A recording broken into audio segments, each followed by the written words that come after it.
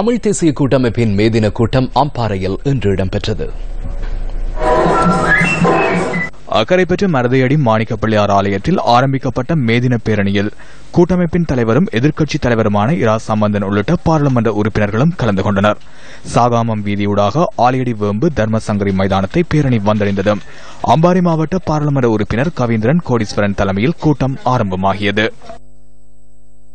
தமிழ் மொழி பேசுகின்ற மக்கள் இந்த பிரதேசத்தில் வடக்கிலும் கிழக்கிலும் இன்றும் நாடு சுதந்திரம் அடைந்த 20 வருடங்களுக்கு பிறகு ஒவ்வொரு மாவட்டத்திலும் பெரும்பான்மையாக வாழ்ந்து வருகின்றார்கள். அதற்கு ஒரு அர்த்தம் இருக்க வேண்டும்.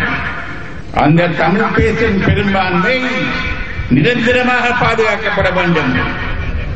எங்களுடைய முக்கியமான அடையாளம் அந்த தமிழ் பேசும் பெரும்பான்மை. அதை எவரும் மறக்க முடியாது. வடகிழக்கு இணைப்பை நாங்கள் கேட்ட பொழுது, தற்பொழுது கேட்கின்ற பொழுது அதற்காகத்தான் நாங்கள் கேட்கின்றோம்.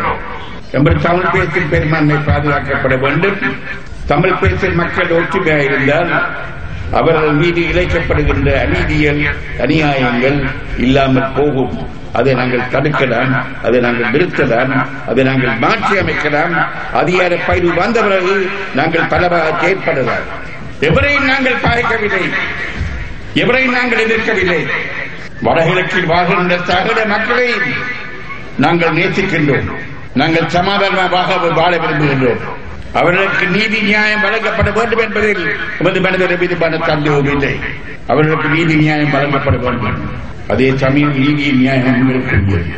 ஆனபடியால் இந்த விடயம் சம்பந்தமாக முஸ்லிம் தலைவர்களிடம் தமிழ் தலைவர்களிடம் ஒன்று கூடி பேசி, முஸ்லிம் மக்களும் தமிழ் மக்களும் ஒன்று கூடி பேசி நாங்கள் இருபகுதியும் ஏற்றுக்கொள்ளக்கூடிய நல்ல முடிவுகளுக்கு நாங்கள் வர வேண்டும். சென்ற மாகாண சபை தேர்தலில் எத்தனையோ முரண்பாடுகள் தமிழர்கள் மத்தியிலும் முஸ்லிம் மக்கள் மத்தியிலும் வளர்ந்திருந்த பொழுதும், கிழக்கு மாகாணத்திலே ஒரு மாகாண சபை அமைகின்ற பொழுது நாங்கள் மிக தூர நோக்கோடு முரண்பாடுகள் நிறைந்த எங்களுடைய கிழக்கு மாகாணத்தில் முஸ்லிம்களுக்கும் தமிழர்களுக்கும் இடையிலே நாங்கள் பகிரங்கமாக அறிவித்தோம். முஸ்லிம் தலைவர் ஒருவரை முதலமைச்சராக நாங்கள் ஏற்பதற்கு தயார் என்று சொன்னது எதற்காக? அது பத்திரிகைக்காக சொல்லப்படுகிற செய்தி அல்ல. வடக்கு கிழக்கில் இணைந்திருக்கிறதற்கு அது ஒரு மிகச்சிறந்த அத்திவாரம் என்று நாங்கள் நினைத்தோம். அதில் முஸ்லிம் தலைவர்கள் தவறிவிட்டார்கள். இன்னும் அந்த தவறுகள் ஏற்படக்கூடாது.